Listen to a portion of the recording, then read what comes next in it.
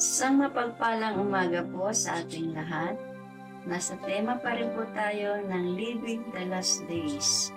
At ang titulo ng ating pag-aaral ay Inihiwalay sa Paparating na Matinding Kahirapan.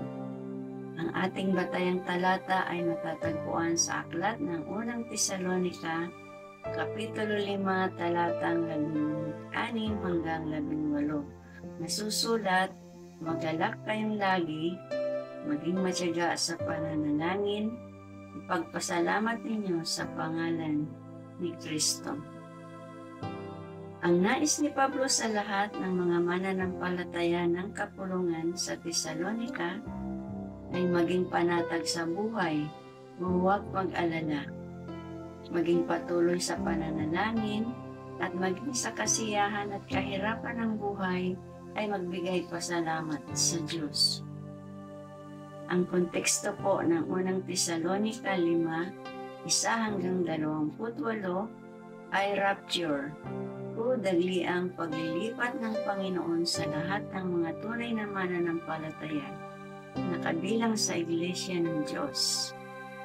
Tinawag ito ni Pablo na Araw ng Panginoon, unang Tesalonica 5:2. At inihalintulad sa isang magnanakaw at panganganak ng isang babae na dumarating na hindi alam kung kailan. Unang Tesalonica 5:2 hanggang 3. At ang layunin ng rapture ay upang hindi dumanas ng matinding kapighatian o great tribulation ang lahat ng tunay na mananampalataya na nasa Iglesia ng Diyos. Unang Tesalonica 5, talatang 9.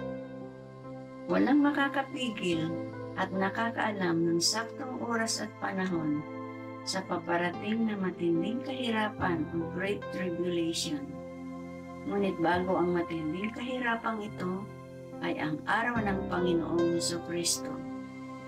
Kaya niyang kuhaning lahat ang tunay niyang mga alagad na kasapi ng kanyang iglesia sa buong sangkalupaan upang hindi maranasan ang matinding kahirapan na paparating.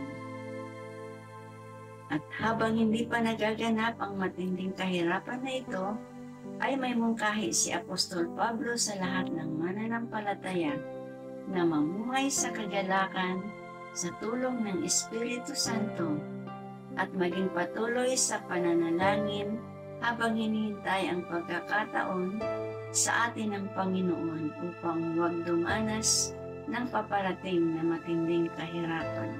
Maging sa kabila ng kasalukuyang buhay dito sa lupa na magkahalong saya at lungkot, ay nais din ni Pablo na maging mapagpasalamat ang ating puso sa ating Diyos.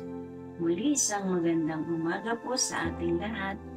Purihin po ang Panginoon.